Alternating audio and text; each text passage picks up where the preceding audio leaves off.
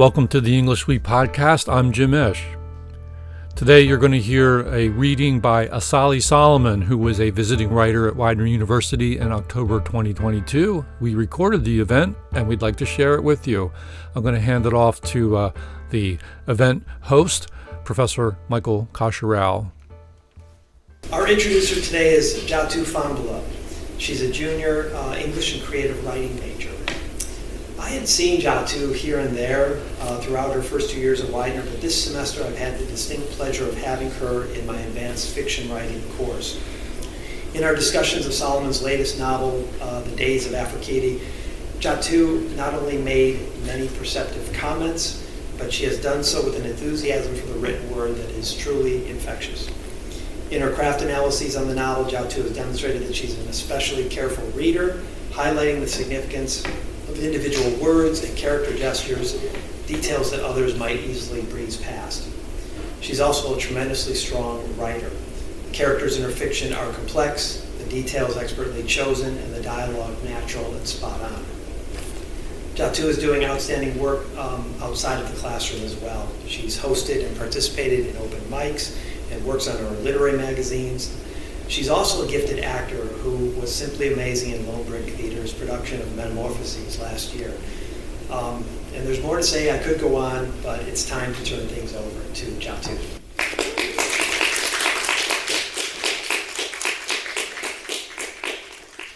All right, so our guest today is award-winning novelist and short story writer Asali Solomon.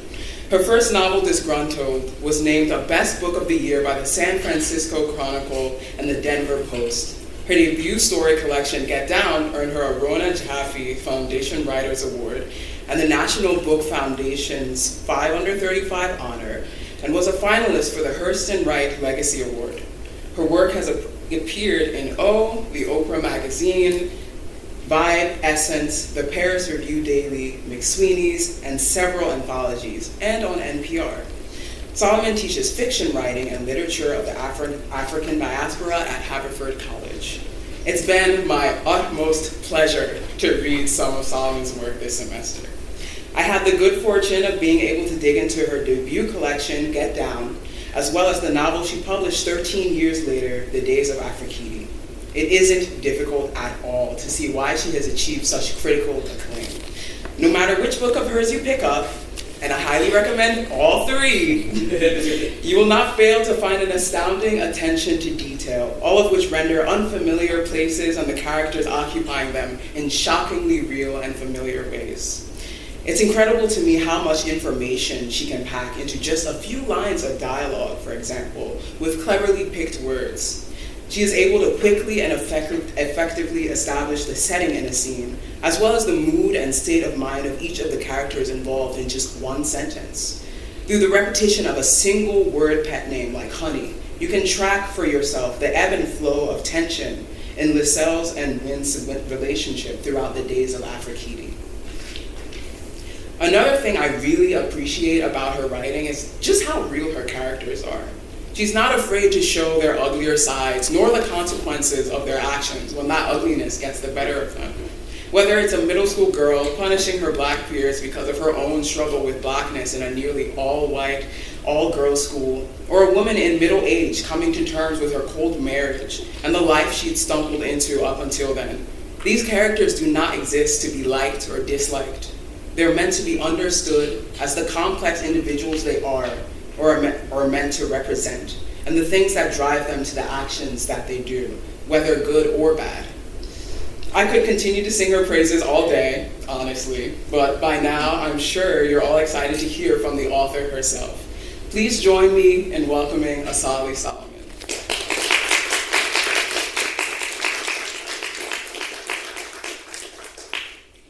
That was so good. That was like the best introduction I've probably ever had. I wrote it myself. Yeah. So when I spoke with Jatu yesterday, we found out we both went to the same prep school. So she must have read some of those early stories with extra interest. So I'm going to be reading from The Days of Afrekete. This novel came out about a year ago. Pretty soon it'll be out, I guess, in paperback. I'm going to read two sections, and To give you a little bit of background, so it's sometimes hard to read from this novel because it jumps around in time almost constantly. So it's like time is kind of layered in each scene, but you don't have to worry. There's not going to be a test on it. So just try to sort of listen to, be present for the scenes. But to give a little context, the book is about Lizelle Belmont, who lives in Mount Airy. She's a history, she's a sort of indifferent history teacher at a prep school. She's married to Wynne, who's a white lawyer who has recently lost a bid for Congress. And the setting of the novel is that she is hosting a dinner party. They're hosting a dinner party to thank the people who helped support his failed bid for Congress. But just as she's getting ready for the dinner party, she gets a call from an FBI agent and says, just so you know, as a courtesy, we're going to indict him sometime soon. And one question is should she cancel the dinner party, right? The other important thing to know about Lizelle and another character in the book is that she experienced the great love of her life about 20 years previous with a woman named Selena when they were both students at Bryn Mawr College. And Selena is really challenged by mental illness, is kind of a fragile character. And so while we sort of see what's happening with Lizelle and her night in this June dinner party, we also get a sense of what she's doing as she goes around the city. So I'm going to read two short sections, and the first is sort of telling us about the first meeting of Lizelle and Selena in Bryn Mawr College. This takes place, the novel in general takes place in the early 2010s. This takes place in the early 90s. The good news about the final year of college was that there was a class about black women writers taught by a new black woman professor. When Lizelle arrived, she realized with a sinking feeling that the excitement was widespread. The room buzzed with too many bodies, too many girls flushed pink with excitement. Chairs wrapped and double-wrapped a long table. Lizelle felt her shoulders gripping for the fight to stay in the class, which would likely prioritize English majors. Though she loved novels, she had not majored in literature. Her freshman writing seminar had been taught by a white man in his 70s who smelled like cigars and mulch, and believed World War I was and would always be the most significant event in world history. He'd given Lizelle her first and only C. She landed in anthropology largely because the intro class, which was also taught by an Asian white man, had included Wheels and Men. This class is called Writing Away from No Way. I don't even think we need to talk about why, but eventually we will, announced Professor Bruin, a tall, slender woman with sharp cheekbones and a tall, fade haircut. She wore a collared white shirt, brown slacks, and lace-up Oxford shoes. After roll call, during which it was established that most people in the room were on the wait list, class began with an icebreaker. Everyone took turns saying their name and mentioning the last book they'd enjoyed. A shrill girl who'd waved her hand around obnoxiously back in freshman seminar claimed she'd read Das Kapital. A student whom Lizelle knew to be a combination of punk and teacher's pet, with her 3 face piercings and obscene t-shirt, said she was totally obsessed with Didion. Lizelle panicked. She hadn't read anything all summer. She and Kit, her ex, had worked, fucked, and lain around in front of the television in a cross-section of fans. Tropic of Cancer, blurted Lizelle. It was a book she knew nothing about. She had seen it, 2 copies actually, side by side in the place where she and Kit had been house-sitting. Tittering had erupted, and it struck Lizelle that she and the professor were the only 2 black women there. Didn't other black girls at Bryn Mawr want to read books by black women? As if on cue, the classroom door burst open. The arriving girl was, Lizelle could see without even turning her head, black, and wearing something skimpy and bright yellow, all wrong for showing up late.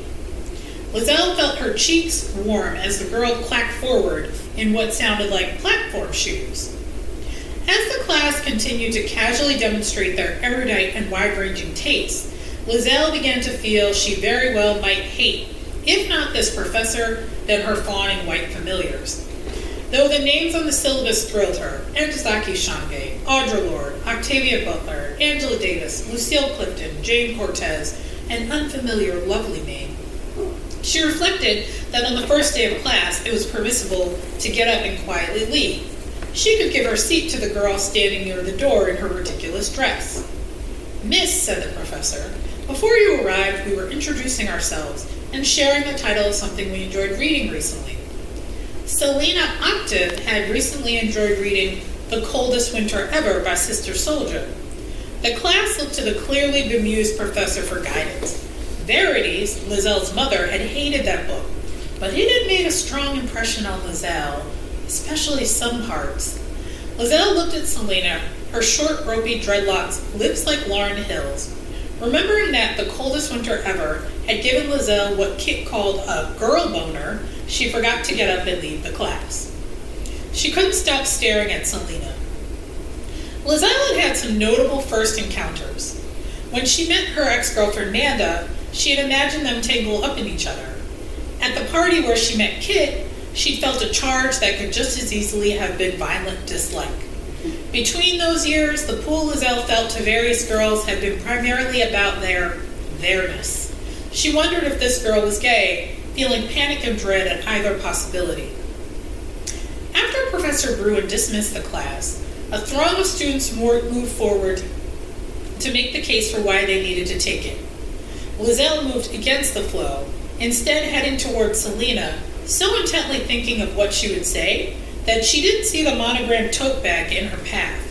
Though at one point she had been falling forward, she somehow wound up on her back. "Are you okay?" Lizelle looked up into liquid black eyes, smoking with coal, wide with worry. She had magnificent eyebrows, though the style at the time was thin little half-moons. Her thick, neatly shaped ones shined with luster. Slender gold bracelets tinkled as she reached out and touched Lizelle on the shoulder. "I'm fine," said Lizelle. Then a throbbing in her head made her lie back down. A phrase from Verity's favorite book by Toni Morrison popped into Lizelle's head. "A hot thing." The girl squatted, folding her impossibly long legs. "Lizelle, right?" Professor Bruin stood over the two of them. "Maybe you should stop by the infirmary, just to be sure. I think I heard your head hit the floor." To Selina, she said, "You'll look after her, won't you?" "Am I in the class?" Lizelle asked, but the throng of white girls had already closed around the professor again. "Can you stand?" the girl asked as she helped Lizelle up. "Of course," Lizelle said, though she was unsure until she was on her feet. Then she tried to play cool. "Do you have somewhere to be? I think I can make it there on my own." Selina dismissed that with a wave. "I'm done with classes for the day, but I don't know where the infirmary is, so if you're strong enough, you'll have to lead us there." It was a soft afternoon, temperamentally more late June than early September. The campus had a dreamy green aura. "How do you walk in those shoes?" she asked, looking at Selina's stacked Mary Janes. It was not what she had imagined herself saying, but she was panicked at the silence. She had not felt anxious around someone in this way for years. Selina smiled, looking down at Lizelle's Doc Martens. "I'm not the one who just did the somersault." Lizelle laughed. "Ouch. Yes, I believe that's what you said when you fell, too." Considering it was the first day of classes, the waiting room at the infirmary was surprisingly full of the infirm. At least one girl was sobbing quietly. The wait was long enough for them to learn they were both from Philadelphia, which for reasons Lizelle never understood was not common among black girls on the campus. Lizelle hailed from West Philadelphia, Selina from farther west. They had gone to different academic magnet high schools. While making small talk, Lizelle made calculations. This girl was new to college. After she stopped running around with the ill-conceived crew she picked up during freshman orientation, she would need actual friends. But was this the beginning of a friendship? She looked at Selina's lips, the small shapes of her collarbone, moist with sweat, and felt like a lesbian vampire, also lightheaded. Maybe these were concussion symptoms. Lizelle thought ruefully of Kit, the first girl to say, "I love you." She had dutifully parroted it back less than 3 months ago.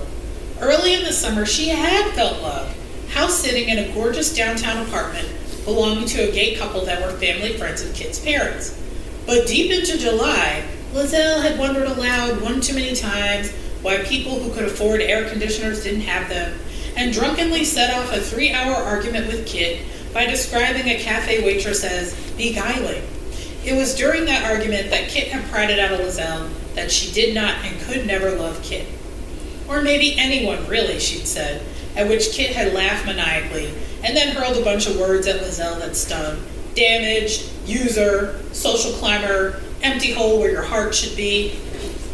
Lizelle had waited until the last possible day to come back to campus from her mother Verity's house, feeling both shame and paranoia about the whole thing.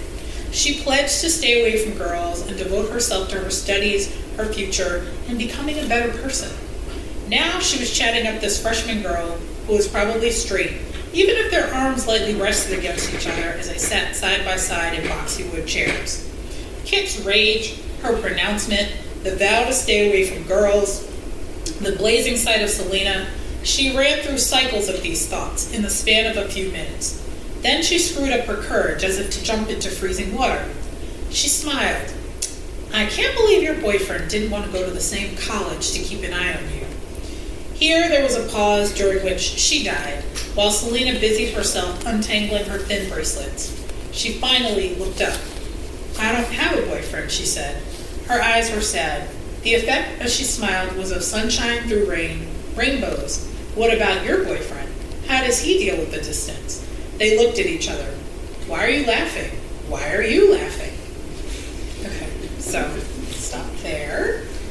Okay, so the second part is this is a scene early in the relationship that Lizelle has with her husband, Wynn.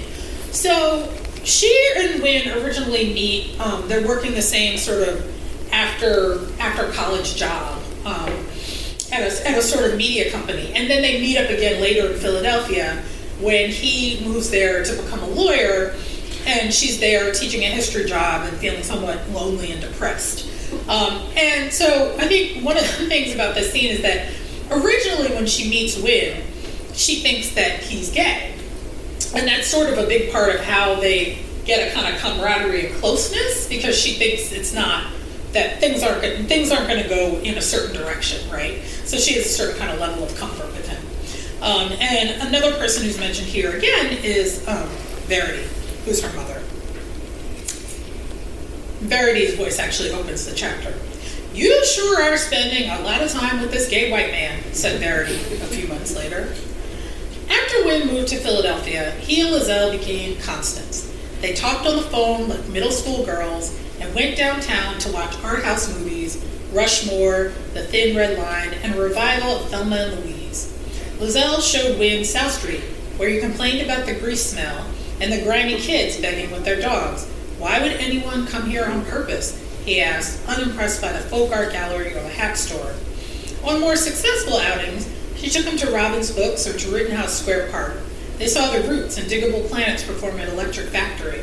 Once, when they were downtown, she pointed out the gallery mall, afraid if she stepped inside, she would revert to an awkward teenager attending Masterman and living with her mother. I'm showing him the city, Lizelle told Verity. What does gay have to do with anything? Besides, I don't think he's gay. But you are, right? Gay? Lizelle queried herself, as she often did, about why she spoke to Verity as much as she did. But she did not ask herself why she was spending so much time with Wynn. She knew why. It was fun. He made a mockery of most aspects of his life. His staid family, the arrogant idiots at the firm where he worked. When she told him about the dreariness of her childhood, the routine deprivations of being black, female, and gay in America, his interest made it all an ironic, hilarious story. Instead of swelling tragic strings in the background, there was only his laughter. And he always paid for dinner. There was another thread between them. Once, during a $25 cab ride back to her house from downtown, Wynn had said, I don't know why, but you make me feel calm. This move, Lizelle, who'd been nicknamed for a predator, who tried to throw a woman out of a window, who'd wound up alone. One weekend, Wynn couldn't hang out because he had a date with someone named Shannon. I can't tell if that name is pretentious or trashy for a white person, Lizelle said to Wynn the next Friday at a happy hour in a little mannion bar by the river. Many of the doors they darkened she never would have ventured through as a black woman alone. He laughed. What did Shannon ever do to you? She's just an innocent, breasty paralegal from New Jersey. Lynn thought about how she'd tried to get a job. Lizelle thought about how she'd tried to get a job as a paralegal. The extreme feminist of the women at that office, the secretaries, paralegals, and the sole woman lawyer. She shook her head. I thought you were better than that. She's the same age as me. It's not Working Girl or any of those Melanie Griffith movies. Did you see the one where the father hires her as a prostitute for his... But do you think she's good for your profile at the firm? Honestly, I think fucking a paralegal might be a requirement for making partner there. And it's safer than dating one of the married lawyers. Maybe you shouldn't think of your job as a dating service. I think people are even using the internet for that now. As usual, you are the soul of reason, Lizelle. And yet, there's just something about Shannon. It was a languid Friday evening near the end of the summer. The sun burned florid outside the barred windows. The air hung thick with cigarette smoke and air conditioning. A man wove over to the jukebox, selected the song Wicked Game, and began dancing with himself. Guitar sounds flooded the room with mournfulness. Go home, Larry, the bartender said, sounding weary. You're making it unhappy hour. Lizelle knew Wynn would put down stakes at his soulless job, turn in his long-term rental, and move into a sleek place being renovated downtown. He would no longer live in the motel-like corporate apartments by the airport and be so willing to head up Lincoln Drive to retrieve her for adventures in fine living. School and her teaching would start again. She would laugh less. Then he would get caught up in various melodramas with various paralegals. She would have no one to talk to. I have to get a fucking life, she said. The bartender moved away from them. They watched Larry's jagged dancing. He howled along with Chris Isaac. Nobody loves no one. It reminded Lizelle of a loud song Wynn liked to play where the singer kept shouting, "There is no love in this world anymore." Hey, Wynn said suddenly, I have an idea. You know, I'm moving next week, but I'm going to slip my wrist if I have to spend another weekend at that fluorescent-lit dungeon where I'm staying. What if I spring for a weekend at the Ritz-Carlton and you come crash with me? Lizelle felt a sensation so mixed she wouldn't name it. Oh, whatever.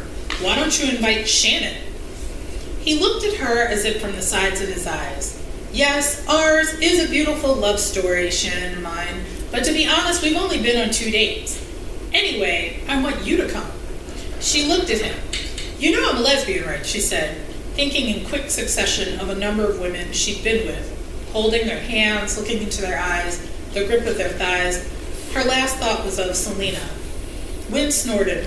Oh, Lizelle, I'm not trying to fuck you. I'm trying to have a fancy sleepover. We can do each other's hair. I will never let you touch my hair. And she never did. Not when they decided to, quote, try doing sex, his words, 40 minutes before checkout time at the Ritz-Carlton, or even years later, when she had just given birth to Patrice after 3 hours hard labor, and Wynn was reaching over to give her a strange head pat. She managed to block him with her elbow without jostling the tiny alien in her arms. What? He cried. You did a good job.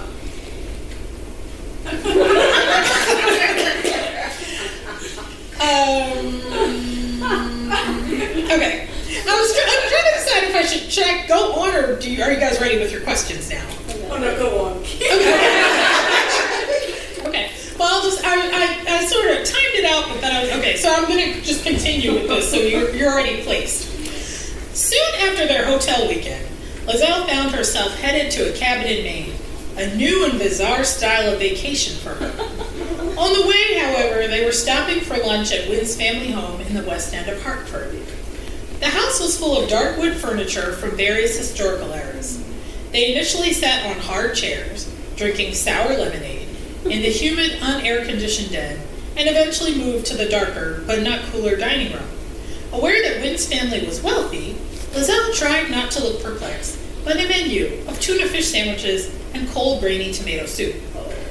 My parents honeymooned in Spain, so it's not summer around here until we have gazpacho, Wynn said. You are correct, said Wynn's dad, and the best gazpacho is my Lenny's gazpacho. Well, actually, the tomatoes aren't quite good yet, the mother said, blushing. I got this from that new gourmet grocery store in West Hartford. You know where I got those lime bars that time? They have really good prepared foods. Wynn's dad made a sound in his throat. This is almost as good as yours. Not quite, but almost. Wynn's mom stood. Could use some salt, right? Anybody want salt? Sit down and enjoy your lunch, Lenny, said Wynn's dad. You've been fussing around all morning. Making tuna fish, thought Lizelle. We'll get by without the salt. You know I can't have any. Dr. Lang says Dad has to watch his salt, she said to Wynne, taking her seat again. You don't seem like you need any salt either, Wynne, said his dad. Have you had your numbers checked lately?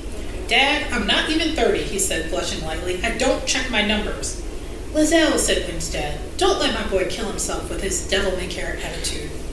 That's a little dramatic, George, Wynne's mom said mildly. But Wynne, when was the last time you had a physical? It's just important to take care of yourself. Wynne drummed his fingers on the table. Let's move on to more interesting topics. For instance, you might ask Lizelle about herself. Lizelle's cheeks burned under George's and Linny's gazes. I'm sorry, said Wynne's father, though he looked distinctly unapologetic. It's just we see so little of our son. You see even less of Jennifer or Jandy or whatever she's calling herself now, Wynne retorted rather fiercely. Lizelle didn't know much about his older sister, except the crucial detail that she drove him crazy. He kept trying to tell stories that Lizelle knew were supposed to enrage her, but she couldn't figure out the central issue between them. Lizelle, the mother said, ignoring Wynne's outburst, how's your sandwich? There's not too much celery, is there? Everything is great, she lied, although there was a lot of celery, which she despised. So, Bryn Mawr College, said George Anderson.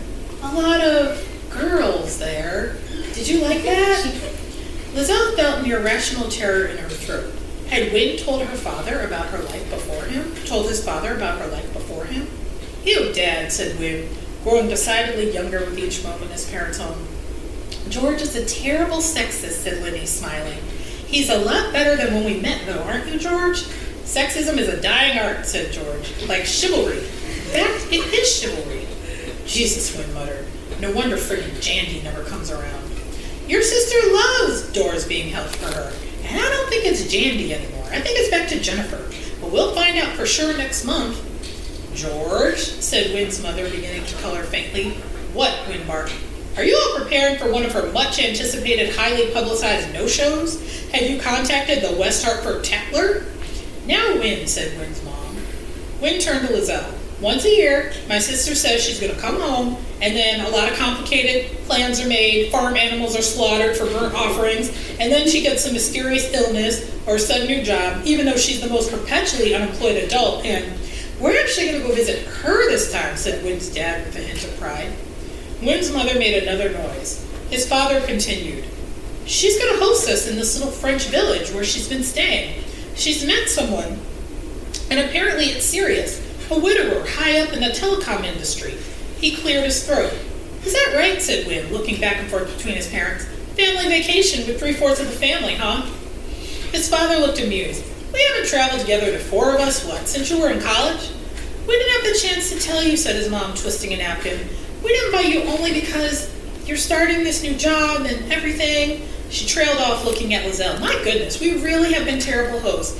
Maybe you all can stay the night. We really do want to get to know you, Lizette. It's Lizelle, snapped Wynne. It's okay, said Lizelle.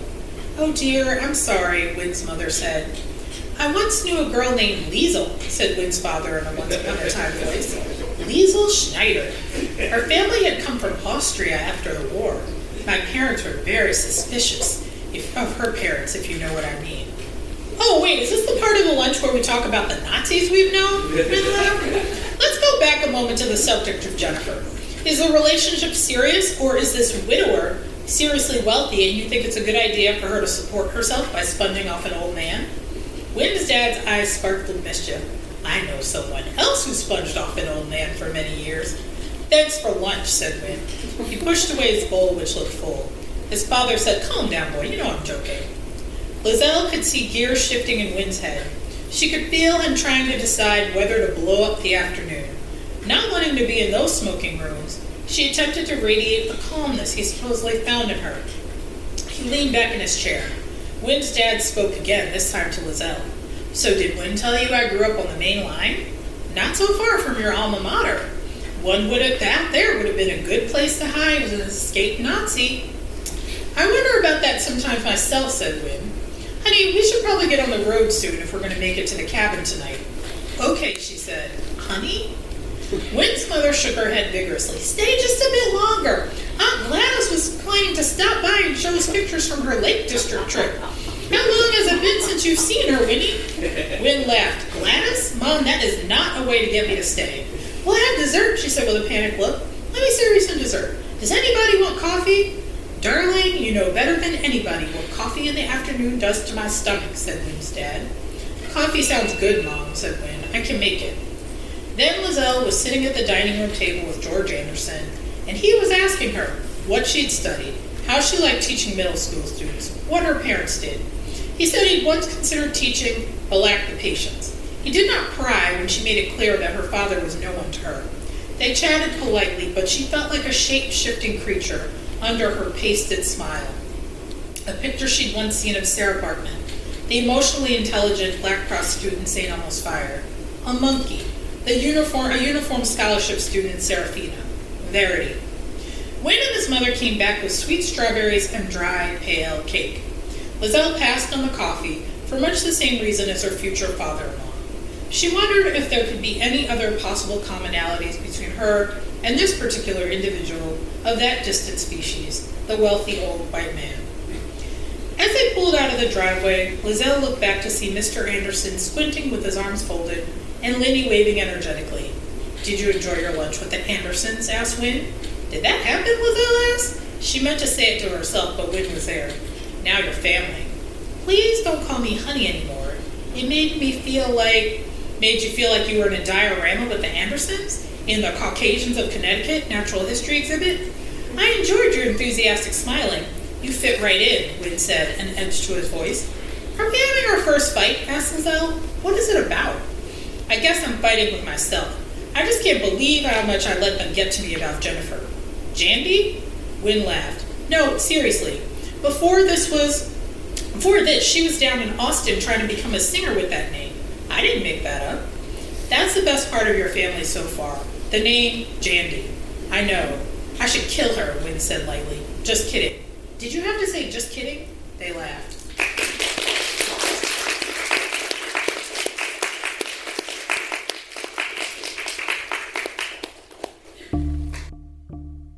To learn more about the works of Asali Solomon, please visit her website, asalisolomon.com. We will leave a link in the show description. The English Suite podcast is produced by Jim Esch and students at Widener University. You can send feedback and suggestions to widenerenglishsuite@gmail.com. Thanks for listening.